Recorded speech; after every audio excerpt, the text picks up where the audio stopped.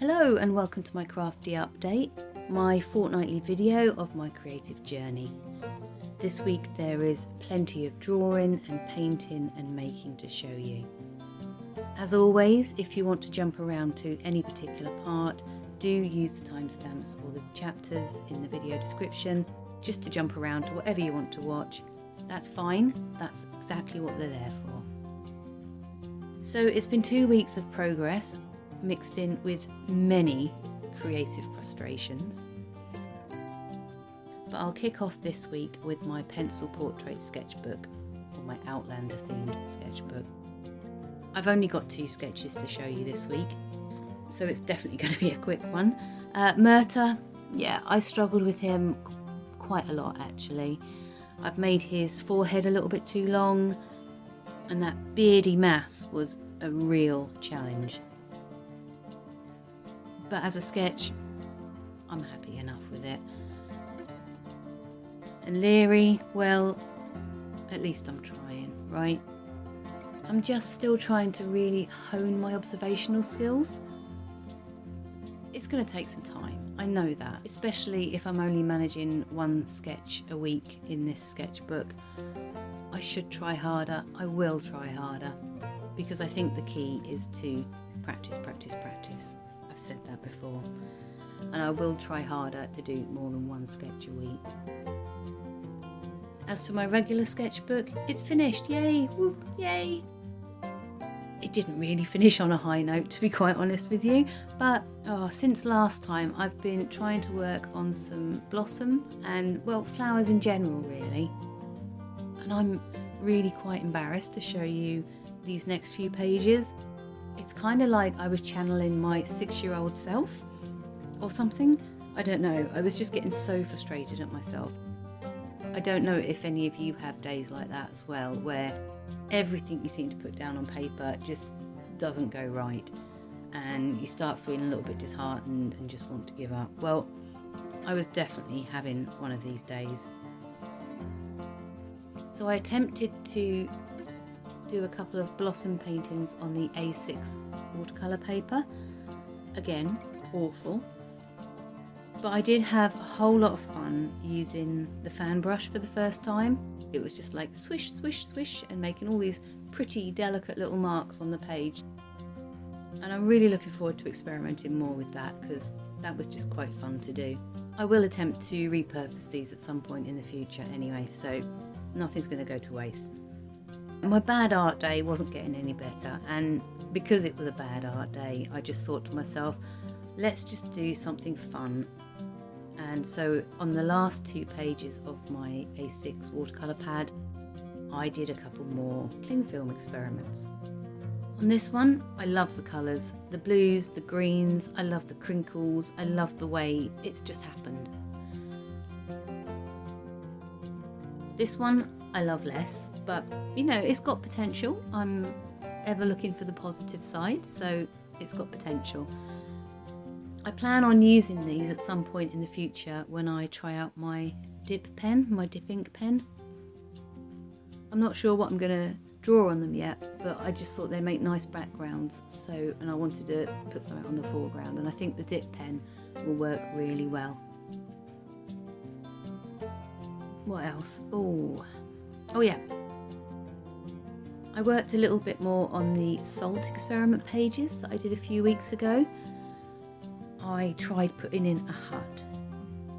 Not sure it's really worked, but you know, I still kind of like it. I really like the greens. I just think that worked really well. I don't know what happened. I must have been having a good art day that day, but yeah, that one seems to have worked out in an unexpected way. I'm just a bit unsure about the hut. On this blue one, well, I added the mountains and it has perked the page up a bit, but it's still a pretty dull picture. I don't mind too much, because every time I'm putting a stroke of watercolour down on the page, I'm learning something about how much water to put in, how long to leave the brush on the page. I'm learning, so even though I'm making rubbish pictures, learning watercolour is going to take some time. It's something that I've never gelled with before, and I'm just going to be like persistent this time. I mean, it's not easy. I mean, I don't know about you, but I don't think watercolour painting is easy.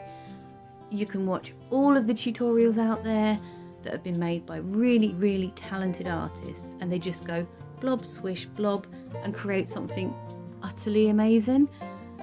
I wish I could do that. I aspire to doing that. But just being able to create something just by breathing, wow, you know, fantastic. I'm not going to give up. If it takes me several years to get to a point where I'm producing something wonderful, that's fine. It's all the learning curve, isn't it? It's all about not giving up. Anyway, yes. So because I have finished my little A6 watercolour pad, I decided I needed some more watercolour paper. It's blimmin' expensive, watercolour paper. I spent ages figuring out what was going to be the best value for money. I didn't want to go for A6 again. I wanted A5 really. But it was cheaper to buy an A4 pad. I can just guillotine the pages in half to make them A5 size. If my practice is A5, I need to do my painting at A5. I'm not talented enough to scale it up and scale it down, and I also don't have a full range of brushes yet. I'm quite sure I'll add to them in the future as I learn more, but for now my simple set of brushes and A5 pieces of work are going to suit me just fine. So this watercolour paper, it's new in Hobbycraft. They've got a whole range of paper and sketchbooks by Shaw and Marsh. I did look at the sketchbooks and they didn't look great, to be honest with you. I wouldn't be buying one. But this was the cheapest A4 300 GSM watercolour paper that they had. It was 12 sheets and it cost £10.50. I'm going to cut them up, so it's going to give me 24 sheets. So once I'd got the pad, I came home, I chopped it in half, and I tried doing 2 more paintings of flowers. I was working on them side by side, one first and then the other one whilst the first one was drying. I think the things that I did wrong on the first picture, I attempted to fix on the second picture. I think it was the ongoing repetition that made the second picture better. It's not a masterpiece again. I will be doing some more. I'm absolutely incredibly enthusiastic to get some more painting done. In fact, I would be doing it today, but I know I've got to get this video out, so we're going to get this done and then I'll do some more painting. And when I do, I will video it so that I can show you all just exactly what I'm doing. So that's about it for the watercolour painting. But I'll just flip back to my completed sketchbook. I'm not going to do a full flip through video of this one. Maybe I should. I don't know. It's not great. I started this in October 2023. I think you have to kind of bear in mind that I hadn't drawn anything in many, many years. Maybe the odd thing here and there, but I definitely haven't had a sketchbook in over 25 years. So this was always going to be a very exploratory book. And some things in it I'm really quite pleased with, and other things significantly less pleased with. I've played around with pencil and charcoal, watercolour pencil, ink, acrylic paint and felt tip pens. So it's been a good exercise in that respect. I think when I started this, I needed something to pour myself into. I needed something to focus on, and I had no ideas what to draw. I had no inspiration. I just had the idea that I wanted to work on a sketchbook and I wanted to learn how to draw again. Some of you will already know this, but I'll just throw it out there again. Initially, I filled all of the pages with an art prompt at the top of each page. And initially, that really helped me just put something down on paper, because I didn't have to think about what I was going to draw. I'd already decided what I was going to draw. So it was quite simple then to jump on Pinterest, find a couple of pictures to try and gain a bit of inspiration and putting something down on the page. So it got me drawing. The trouble is that I started to really stagnate with it. The art prompts started to become a chore, and I found I was avoiding the sketchbook. I was avoiding working in it, and when I did working in it, it was more like I was just putting anything down on the page just to get past that art prompt and just to move on in the sketchbook and work through the pages. I'd had enough at one point and I just scrubbed out all of the art prompts. Suddenly I was free to explore whatever I wanted. And I did. And it was liberating.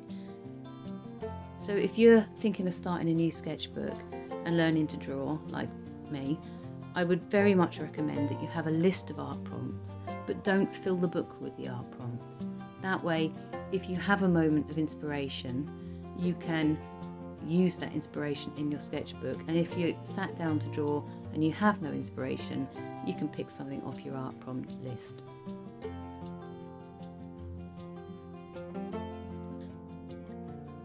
My Neurographic sketchbook, or my Doodle book, or my little bit of Zen book, that's also finished. I just published the flip through for that one, and if you haven't seen it, I'll pop the link in the video description. If there's any of those pictures in that sketchbook that you'd like me to redo as a full process video, do let me know in the comments below and I'll add it to my to-do list. I'm aware very much that the drawings in this book are not of the finished standard that I'd like. It's simply because I hate the paper, as it's really just limiting my choice of medium that I can use. I can't use my inks in it, and that is my preferred medium for the Neurographic art.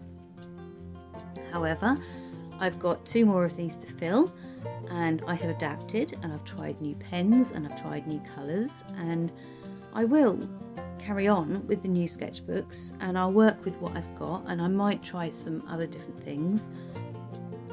But my aim will be is that when I get some good paper, I will attempt to recreate some of these at a far better quality. So I think last time I was toying with the idea of getting another pro marker. Oh dear. So I have tried these before. I invested in 2 of these pro markers and they're not cheap. They cost £3.30 per pen. I think when I got the first 2 they were 25% off, so they were a bit cheaper than that the first time round. But I haven't had a good experience with them. They didn't last very long. In fact, they only lasted like 2 to 3 pages, A5 pages. I didn't enjoy them. I thought they were a waste of money. They ran out so quickly, and I realised that the reason they ran out so quickly is because they absorb right through the paper. These sketchbooks that I've got 3 of, because the paper has like 0 absorbency, I can't use it with the inks, I can't really use it with the watercolour. I thought, oh, it might work with the alcohol ink pens, it might work out really well. There might not be a load of bleed through, and the colours, basically I loved the colours that the pro markers gave. In fact, if they weren't so expensive and lasted more than 2 A5 pages, I would make these pens my pens of choice. But So yes, I trotted off to Hobbycraft. I had to go anyway for some other bits and pieces, more on that later. But yeah, I pottered around to Hobbycraft. I ummed and ahed which colour to get. I was only going to get 1. I knew that, and it was only going to be for testing purposes. Well, if it had worked out well, it might not have been. But anyway, the bottom line is that the pro markers, the Winsor & Newton pro markers on this paper, look just like felt tip pens, and they still bleed through. I haven't done any more pictures other than this one, so I don't know if it will last more than 1 or 2 pictures in the sketchbook. I will, probably, but the bleed through puts me off. Yeah, I don't know. I'm all set to start my new Neurographic sketchbook, and I'll show you the progress on that next time. I've already mentioned that I picked up some A4 watercolour paper for £10.50, and the Pro marker was £3.30. So I also picked up some Peebo glass paint thinner. That cost £5.80, extortionate price. I didn't want to have to buy it, I had to buy it.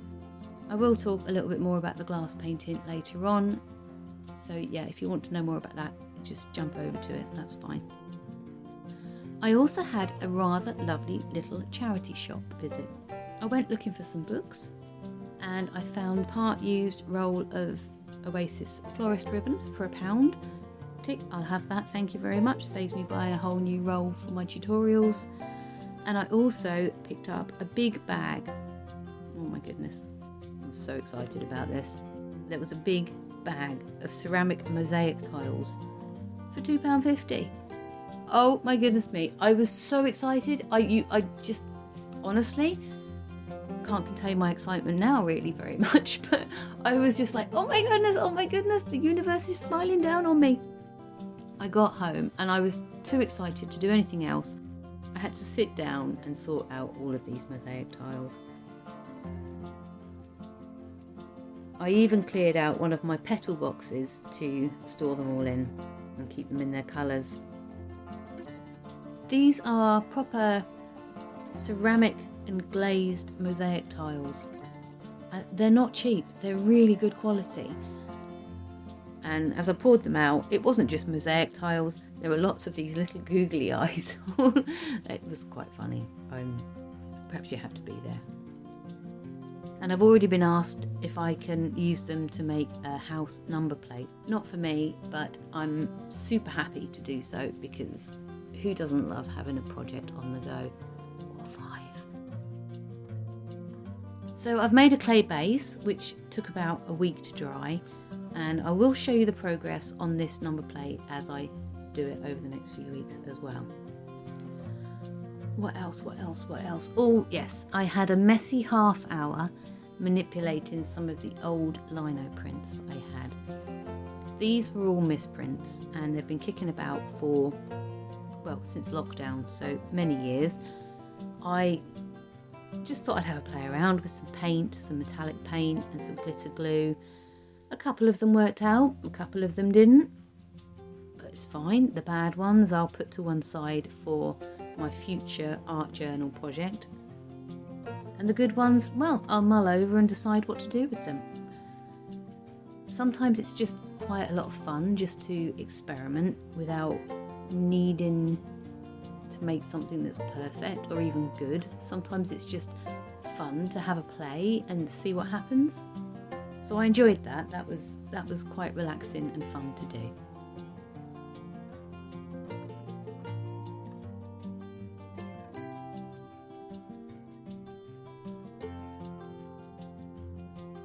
I have also completed the lines on my Jane Austen figurine.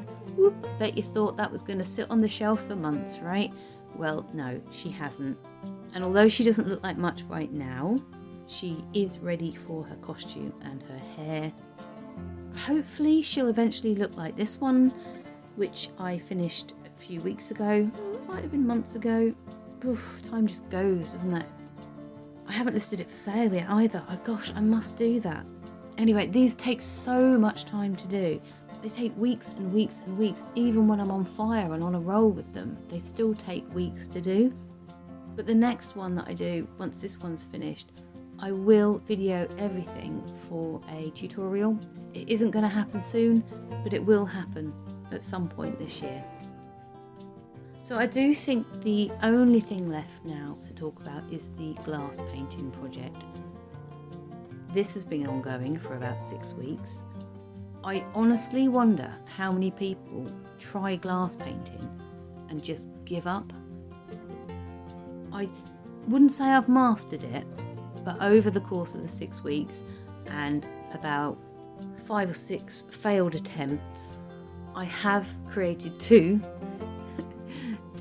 that I'm quite happy with. They are baking in the oven as I speak to finish them off, and I'm quite looking forward to seeing what they're going to be like once they're out of the oven. Do tune in next Friday because I'm hoping to put the video up for that art and craft challenge. Maybe you've had a go, maybe you do have an idea, but that was so tough. What a learning curve. Oh dear. There's not much in the way of news. The weather is improving. I need to buy a hat. This is not arty related, or really is it? I need to buy a hat to protect my face from the sun because I need to protect this blemish on my face. Yeah, I'm not even sure that it's affected by the sun. I don't know if it's an allergy. I don't know what it is. It's doing my head in. Anyway, I have to buy a hat. I'm not a hat person. I feel like I'm going to look ridiculous walking around in a hat. In other health news, my thyroid antibody is still there. It's an anti-TSH receptor. It's still there. They did the blood tests. I mentioned it last time. It's still there. I still have Graves' disease. My thyroid levels are under control with the medication they've put me on, and I'll have to take that until December now, and then they'll review me again. If my antibodies are still there in December, I believe that they will probably look at another line of treatment for me. As for the connective tissue issues, I've got my rheumatology appointment tomorrow, so I will fill you in on that in 2 weeks' time. I'm much less tired than I was. I am much less stiff than I was. I can get out of bed or out of the chair without needing a push, some kind of assistance. I do still feel not right. I'm still quite tired, but in a different way. It's more physically tired. I'm not walking around with the brain fog and in a daze and not knowing where I am or what I'm doing. I'm more alert in my head. My brain is more active. I can think properly. Anyway, I'm just physically, I'm also very, very weak. I can't walk as far as I used to be able to walk, but I can manage about 2 miles now. I'm tired afterwards, but at least it means I can walk to the shops and walk home again, just as a little bit of fresh air. I need to get a hat before I can carry on doing that, but I'm physically I'm struggling to carry things. I'm struggling to lift things. I tried to make some brownies. I did make some brownies the other day. I was struggling to mix the mixture. I had to take a break halfway through from mixing. So that's pretty much how tired I get when I'm having to do things repetitively or lifting things. Thankfully, I can still lift a pencil and a paintbrush and a pen. So I'm going to carry on over the next 2 weeks with all of my arts and crafts. So yeah, thank you very, very much for joining me again this week. I hope that something has been useful or may have inspired you in some way. Do let me know in the comments below if that's the case, and do give me a thumbs up if you've made it this far. Your support is very much appreciated and really does keep me going. I'll be back again in 2 weeks' time with another crafty update, and there will be lots of other content in between. So until then, stay crafty.